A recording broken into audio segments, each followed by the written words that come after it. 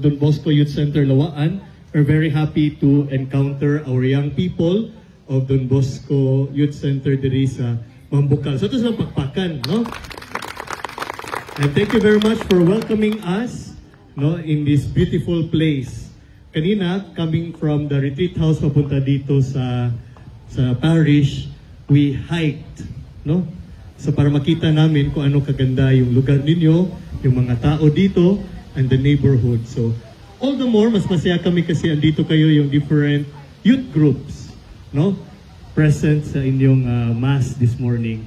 So thank you very much to the community with Father Rosmond, Father Allen, Brother Tony, Father Sam, and then the leaders and animators of Don Bosco Youth Center Mambukal. Please pray for us. Tomorrow we'll be traveling back papunta sa Cebu, bukas ng umaga. Iyak na daw sila kasi tapos na ang camping, no?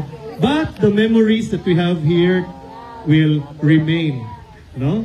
So sana this will not be the last, but this will be a beginning of many other times. You are also welcome to Don Bosco Lawaan, no? Pwede rin kayo pumunta doon sa Don Bosco Lawaan.